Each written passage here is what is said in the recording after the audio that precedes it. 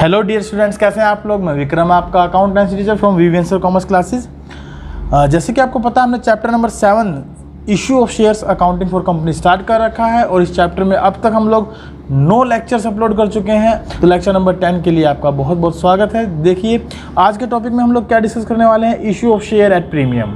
अब तक हमने क्या डिस्कस कर लिया, issue of share at par, और उससे पहले कि शेयर्स को कैसे कैसे इशू किया जा सकता है for the consideration of cash for public private placement, and one more case is there that is issue of shares other than cash consideration. तो इन तीनों के टॉपिक्स को देखते हुए हम केवल आज जो टॉपिक डिस्कस करने वाले हैं उसमें कौन सा टॉपिक डिस्कस करेंगे, issue of share at premium for the cash consideration. और इससे पहले issue of share at par हम डिस्कस कर चुके थे। आइए बात करते हैं issue of share at premium के बारे में। अगर किसी शेयर की वैल्यू 10 रुपये है और उसको अगर 10 रुपये से ज़्यादा में आप इशू कर देते हैं, that is to be termed as issue of share at premium. से 10 रुपये वाला शेयर यदि आप 12 रुपये में इशू कर देते हैं तो 2 रुपये क्या कहलाएगा, आपका प्रीमियम कहलाएगा। And premium, remember that it will not be the part of your share capital. ये शेयर कैपिटल का पार्ट नहीं माना जाता। यानी कि यदि हम 10 रुपये के शेयर को 12 रुपये में इशू करेंगे तो 12 रुपये में से 10 रुपये तो हमारा शेयर कैपिटल का पार्ट होगा और 2 रुपये सिक्योरिटी प्रीमियम रिजर्व का पार्ट होगा। अब 2 रुपये को कैपिटल का पार्ट नहीं मानेंगे तो ये कहाँ पर जाएगा सर। अगर हम 2 रुपये की बात करें तो it will be shown in the balance sheet under share holder fund reserves and surplus on equities and liability side, right. और अगर हम बात करते हैं 10 रुपये की, तो इसके बारे में हमने बात की थी, it will be shown under the share holder fund, share capital, equities और लायबिलिटी साइड। तो हमारे पास जैसे कि बैलेंस शीट में 2 मेजर हेडिंग होती हैं, टोटल मेजर हेडिंग 6 होती हैं, उनमें से एक मेजर हेडिंग होती है हमारी शेयर होल्डर फंड। उसमें 3 सब हेडिंग होती हैं, एक share capital, reserves and surplus, और थर्ड वन जो हमारी application money received against share warrants. तो उसी के अगेंस्ट हम इसको शो करके चलते हैं, जिसमें शेयर कैपिटल में हमारी कैपिटल को शो करते हैं, प्रीमियम में, रिजर्व्स एंड सरप्लस में प्रीमियम को शो करते हैं। Premium on issue of share is capital profit. ध्यान रखिएगा, ये कैसा प्रॉफिट होता है, हमारा कैपिटल प्रॉफिट होता है, and not a revenue profit. So sometime there will be MCQ question on this कि securities premium reserve is to be treated as a capital profit, revenue profit, deferred revenue profit, or none of the above. That will be considered as a capital profit, and as such must be credited to separate account called securities premium reserve account. It must be shown separately in balance sheet in the equities and liability side under the reserves and surplus. ये हमने पहले भी बता दिया था, दोबारा से हमने एक बार और डिस्कस कर लिया। आप इसको नोट कर लें, ये क्वेश्चन हमसे एमसीक्यू में पूछे जा सकते हैं। ध्यान रखिएगा, security premium account versus security premium reserve account, इन दोनों में कोई डिफरेंस नहीं है, बशर्ते कि हमारा जो कंपनी एक्ट है, शेड्यूल 3 है, उसके अकॉर्डिंगली इनको आप चाहे तो सिक्योरिटी प्रीमियम के नाम से यूज कर सकते हैं और चाहे सिक्योरिटी प्रीमियम रिजर्व के नाम से यूज कर सकते हैं। As per section 52 of 1 of companies act 2013, amount of premium received should be credited to securities premium account, whereas schedule 3 of companies act 2013 has given the head security premium reserve account. Student may use either of the two terms while making the journal entry. Student in दोनों में से जो चाहे use कर सकते हैं journal entry करते वक्त। तो दोनों में कोई डिफरेंस नहीं है, मैं ये कहना चाहता हूँ। एक तो हमारा कंपनी एक्ट शेड्यूल 3 ये कहता है कि आप security premium reserve account use करें, और दूसरी तरफ हमारा जो सेक्शन 52 ऑफ 1 कंपनीज एक्ट 2013 है वो ये कहता है कि सिक्योरिटी प्रीमियम यूज करें। लेकिन दोनों में कोई अंतर नहीं है, आप इनमें से कुछ भी यूज कर सकते हैं। एमसीक्यू बेस्ड क्वेश्चन में आपसे ये पूछा जा सकता है, security premium is to be known as security premium reserve और security premium reserve is to be known as security premium. Is it correct और नोट? तो इट इज़ करेक्ट। ये ट्रू और फॉल्स स्टेटमेंट में आ सकता है आपके पास। उसके बाद हम बात करेंगे कि how we can utilize the security premium amount और security premium reserve amount in different ways. कैसे कैसे इसको यूज कर सकते हैं under section 52 of sub section 2। क्या है हमारा सेक्शन का नाम? 52, सब सेक्शन क्या है? 2। तो इसके अकॉर्डिंगली जो कंपनी एक्ट 2013 है उसके सेक्शन 52 ऑफ 2 के according amount of security premium reserve may be used only for the following purposes. ध्यान रखिएगा, केवल इन पर्पजेज के लिए इसको यूज कर सकते हैं, इनके अलावा इस पैसे का यूटिलाइजेशन हम नहीं कर सकते हैं। कौन कौन से पर्पज है ये देखते हैं। तो हम बात कर रहे थे कि under section 52 of company act 2013 security premium reserve का यूटिलाइजेशन किन पर्पजेज के लिए किया जा सकता है। फर्स्ट वन पर्पज है in writing off preliminary expenses of company. जो कंपनी के प्रिलिमिनरी एक्सपेंसेस होते हैं उनको राइट ऑफ करने के लिए। What do you mean by preliminary expenses? We have already discussed about it. Yes, those expenses which are to be made for the formation of the company, that is to be known as preliminary expenses. Very good. चलिए next point पे चलते हैं। Second point है हमारे पास for writing off expenses commission on discount allowed on issue of share और debentures of the company. अब हम कई बार जब शेयर इशू करते हैं, डिवेंचर्स इशू करते हैं, तो उनको इशू करने पर हमारे कुछ खर्चे हो जाते हैं जिनको शेयर इशू एक्सपेंस बोला जा सकता है, या अगर डिवेंचर इशू किए तो डिस्काउंट पे इशू कर दिए तो वो लॉस हो गया। ऐसे लॉसेज, ऐसे एक्सपेंसेस की कंपनसेशन के लिए हम सिक्योरिटी प्रीमियम रिजर्व का पैसा यूटिलाइज क्या कर सकते हैं, प्रयोग कर सकते हैं, यूज कर सकते हैं। थर्ड पॉइंट है for issuing fully paid bonus share. ध्यान रखिएगा, बोनस शेयर को पेड करने के लिए भी आप सिक्योरिटी प्रीमियम का यूटिलाइजेशन कर सकते हैं। राइट, किसके लिए यूज कर सकते हैं? फुली पेड बोनस शेयर को इशू करने के लिए। फोर्थ वन पॉइंट है for providing for premium payable on redemption of redeemable preference shares और डिवेंचर्स ऑफ द कंपनी। और साथ ही साथ यदि आपने जो आपके रिडीमेबल प्रेफरेंस शेयर होते हैं, रिडीमेबल प्रेफरेंस शेयर का मतलब जिनको कंपनी जो है ना before liquidation of the company payment कर देती है, ऐसे प्रेफरेंस शेयर जिनकी पेमेंट कंपनी के लिक्विडेशन से पहले कर दी जाती है, से after 20 years, that is to be known as redeemable preference share. तो उनके ऊपर यदि हमें किसी प्रकार का कोई प्रीमियम देना पड़े तो उस प्रीमियम का पेमेंट हम इस प्रीमियम में से कर सकते हैं। नेक्स्ट वन है for buyback of its own share और other securities as per section 68। जो सेक्शन 68 है वो ये भी बताता है कि भाई इस सिक्योरिटी प्रीमियम का यूटिलाइजेशन जो सिक्योरिटी अदर सिक्योरिटी जो होती हैं एज पर 68 उनको खरीदने के लिए या शेयर्स को खरीदने के लिए भी हम इस प्रीमियम का यूटिलाइजेशन कर सकते हैं। तो that is to be called as buyback of share. Buyback का मतलब होता है अपने ही शेयर को मार्केट से रीबाय करना। अब आइए बात करते हैं accounting entries of amount of securities premium कि सिक्योरिटीज प्रीमियम की हम जर्नल एंट्री कैसे कैसे करते हैं, किस तरीके से सिक्योरिटी प्रीमियम की एंट्रीज को हम रिकॉर्ड करके चलते हैं। तो यहाँ सिंपल सी बात मैं आपको कहना चाहूँगा कि सिक्योरिटी प्रीमियम बेसिकली यदि कुछ भी ना कहा गया हो तो you will apply on allotment money. Right, allotment के साथ आप इस पैसे को रिसीव करने वाले हैं। लेकिन अगर स्पेसिफिकली बोल दे तो you will applied it as per the given conditions. For example, अगर मैं ये कहूँ आपको कि मान लीजिए 10 रुपये का शेयर है और हमने 12 रुपये में इशू कर दिया, तो इसमें 12 रुपये को हम कैसे कैसे मांग सकते हैं? भाई एप्लीकेशन पर पैसा मांगा जा सकता है, अलॉटमेंट पर पैसा मांगा जा सकता है, और सपोज करिए फाइनल कॉल पर पैसा मांगा जा सकता है। तो एप्लीकेशन पर 4, अलॉटमेंट पर 4, फाइनल कॉल पर 4, टोटल मिलाकर मैंने ऐसे 12 रुपये मांग लिए। अब आपको यहाँ क्लियर नहीं है कि भाई प्रीमियम का पैसा कहाँ पर मांगा गया है। तो यहाँ पर मैं यहाँ सिंपल एक बात ये कहूँगा कि जब ऐसा कुछ भी गिवन ना हो कि प्रीमियम का पैसा कहाँ मांगा गया है, तो you will apply the premium at the allotment. तो यहाँ पर आपके 2+2 हम कंसिडर करके चलेंगे।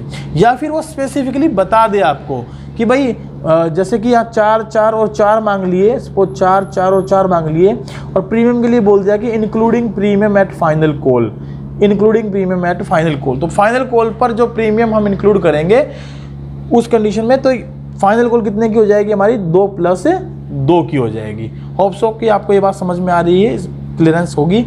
और यहाँ एक बात और भी ध्यान रखिएगा, हमने पढ़ा था कि जो शेयर होल्डर्स होते हैं उनकी लायबिलिटी कैसी होती है? लिमिटेड। राइट, जी हाँ, लायबिलिटी कैसी होती है? लिमिटेड। अब अगर कोई आपसे ये पूछ ले कि भाई एक कंपनी का शेयर 10 रुपये का है, उस पर 2 रुपये प्रीमियम है, टोटल 12 रुपये का है, कंपनी ने अब तक इसमें से 8 रुपये मांग लिए विदाउट प्रीमियम, तो हाउ मच लायबिलिटी और how much amount can be maximum called up from the share holder by the company in this case? तो रिमेंबर दैट जो शेयर होल्डर्स होते हैं उनकी liability up to face value of a share होती है, premium उसमें हम शामिल नहीं करते हैं। तो मैक्सिमम 2 रुपये और मांगे जा सकते हैं, जो अनकॉल्ड अप अमाउंट है 2 रुपये और मांगे जा सकते हैं उनसे लायबिलिटी के तौर पर। उससे ज़्यादा का पैसा उससे हम नहीं मांग सकते। प्रीमियम को कैपिटल का पार्ट नहीं समझा जाता, नहीं माना जाता। चलिए आइए बात करते हैं कि जर्नल एंट्रीज कैसे की जाती हैं। तो स्टार्ट करते हैं। The amount of security premium may be charge by the company on application or allotment or even with the calls. ये कंपनी की पॉलिसी पर डिपेंड करता है, कंपनी किस पर प्रीमियम का पैसा मांग रही है। Following entry will be passed if the amount of premium is received along with application money. अगर प्रीमियम एप्लीकेशन के साथ मांग लिया गया है तो रिमेंबर दैट हमने पहले issue of share at par में क्वेश्चन किए थे, तो जब एप्लीकेशन का पैसा हमें मिलता है तो यहाँ पर प्रीमियम का पैसा भी हमें साथ साथ मिल जाएगा। एग्जाम्पल के तौर पर ये जो मैंने एग्जाम्पल लिया 4 रुपये, 4 रुपये और 4 रुपये, सपोज यहाँ पर प्रीमियम मांग लिया 2 + 2, तो 4 रुपये टोटल हमें मिल जाएंगे। Bank account debit to share application 4 के हिसाब से हम यहाँ एंट्री कर देंगे। और जब इस पैसे को कैपिटल में ट्रांसफ़र किया जाएगा तो उस कंडीशन के अंदर हम एंट्री क्या करेंगे, शेयर एप्लीकेशन तो 4 रुपये के हिसाब से, इसमें कैपिटल के 2 रुपये हैं और प्रीमियम के 2 रुपये हैं। होप सो कि आपको ये बात समझ में आ गई होगी। और अगर यही बात ये पैसा अलॉटमेंट पर मांगा होता तो कैसे होता, ये प्रीमियम का पैसा अलॉटमेंट पर मांगा होता तो कैसे होती है एंट्री। तो रिमेंबर दैट अगर प्रीमियम अलॉटमेंट पर मांगा है तो एप्लीकेशन के मनी नॉर्मली कर देते bank account debit to share application और उसको ट्रांसफर कर देते share application to share capital. फिर अलॉटमेंट की जब हम एंट्री करते तो सबसे पहले ड्यू की एंट्री करते। If the amount of security premium is received along with allotment money the following entry will be passed share allotment account debit to share capital to security premium reserve. और यहाँ entry हो जाती है 4 रुपये, 2 रुपये और 2 रुपये के साथ। और जब इसकी रिसीविंग की एंट्री होती है तो हम डायरेक्ट एंट्री कर देते क्या, bank account debit to share allotment 4 रुपये, 4 रुपये हम रिसीव करके चलते। चलिए नेक्स्ट एक छोटा सा पॉइंट हम इसमें डिस्कस कर लेते हैं रिगार्डिंग टू कि भी अगर क्वेश्चन में, मैं इस पॉइंट को दोबारा से रिपीट कर रहा हूँ, हालांकि मैं पहले बता चुका हूँ कि अगर क्वेश्चन में आपको ये बताया ही नहीं गया प्रीमियम कहाँ पर है तो then you will apply the premium amount along with allotment, right. Allotment के साथ उसे आप मानेंगे और अलॉटमेंट पर ही उसको रिसीव करेंगे। आइए इससे रिलेटेड हम एक इलिस्ट्रेशन देखते हैं, इलिस्ट्रेशन नंबर 6, और कैसे हम एंट्रीज पास करेंगे उनके ऊपर चर्चा करते हैं। क्या कहती है illustration number 6, spencer paints limited was registered with an authorised capital of ₹50 lakh. तो ऑथोराइज्ड कैपिटल है, अगर यहाँ पर कैपिटल प्रेजेंटेशन की बात आ जाए तो ये नोट्स टू अकाउंट का पार्ट बन जाएगा। Dividing in 5 lakh equity share of ₹10 each, company issued 2 lakh equity shares at premium of ₹3 per share payable as follows 4 on application, 5 on allotment including premium. देखिए सपोज बता दिया अलॉटमेंट के साथ प्रीमियम है 2 रुपये फर्स्ट कॉल पर, 2 रुपये सेकंड एंड फाइनल कॉल पर। तो यहाँ पर टोटल 10 रुपये एक बार, हमने 3 रुपये प्रीमियम के मांगे, टोटल 13 रुपये का हो गया शेयर हमारा। और इस 13 रुपये के शेयर को उसने 4 तरीके से मांग लिया, 4 रुपये एप्लीकेशन पर, 5 रुपये अलॉटमेंट पर। अलॉटमेंट 5 में कैसे है 3 + 2 यानी 2 रुपये कैपिटल के और 3 रुपये सिक्योरिटी प्रीमियम के। उसके बाद 2 रुपये फर्स्ट कॉल पर, 2 रुपये सेकंड कॉल पर। टोटल 4 जो है ना पार्ट्स में पैसा मांगा है। तो आप यहाँ पर टोटल कितनी एंट्री करने वाले हैं, 8 एंट्री पास करने वाले हैं, 8 जनरल एंट्री इस क्वेश्चन की होंगी। उसके अलावा अगर कुछ और बात कहेगा तो उसको देख के चलेंगे। All the shares were subscribed and all the money were duly received. Share issue expenses amounted to 75,000 which were fully written off against security premium, जिसको हमने कहाँ से राइट ऑफ कर दिया, सिक्योरिटी प्रीमियम से राइट ऑफ कर दिया। So prepare necessary journal entry and bank account. तो आपको बैंक अकाउंट बनाना और नेसेसरी जनरल एंट्री क्रिएट करनी है। आइए देखते हैं इनकी जनरल एंट्रीज। सबसे पहले देखिए टोटल जो इशूड शेयर हैं वो कितने हैं हमारे, 2 लाख शेयर इशूड हैं, ठीक है। और 4 रुपये हमने एप्लीकेशन पर मांगे हैं, तो 4 रुपये में सबसे पहले क्या हो जाएंगे, रिसीव्ड हो जाएंगे। तो एंट्री क्या हो जाएगी, bank account debit to equity share application 8 lakh रुपये, 8 लाख रुपये। और इसी पैसे को आप सीधा ट्रांसफर कर देंगे शेयर कैपिटल अकाउंट में और एंट्री क्या कर देंगे, equity share application account debit to share capital account, right. तो हमारी दूसरी एंट्री क्या हो जाएगी, equity share capital application account debit to equity share capital 8 lakh, 8 lakh.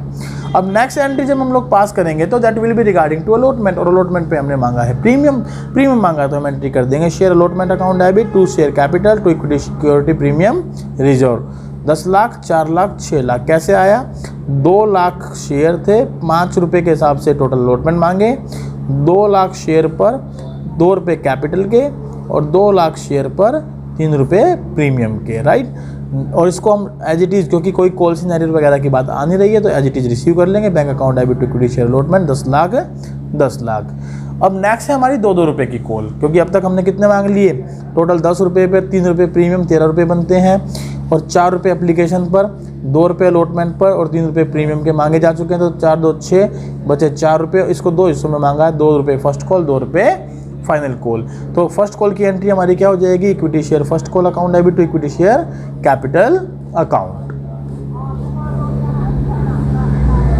Equity share first call account debit to equity share capital account 4 lakh receiving कर लेंगे। Bank account debit to equity share first call 4 lakh और ऐसे ही हमारी यहाँ पर आ जाएगी इक्विटी शेयर फर्स्ट की जगह फाइनल कॉल और bank account debit to equity share final call 4 lakh. Hope so की आपको ये 8 एंट्री समझ में आई है। एक 75,000 रुपये के हमारे हुए थे क्या, एक्सपेंसेस। आइए क्वेश्चन की तरफ चलते हैं। 75,000 रुपये के हमारे शेयर इशू एक्सपेंसेस थे। यदि इनकी हम जनरल एंट्री पास करेंगे तो क्या जनरल एंट्री पास हो जाएगी हमारी, इसके रिगार्डिंग हमारी जनरल एंट्री पास होगी।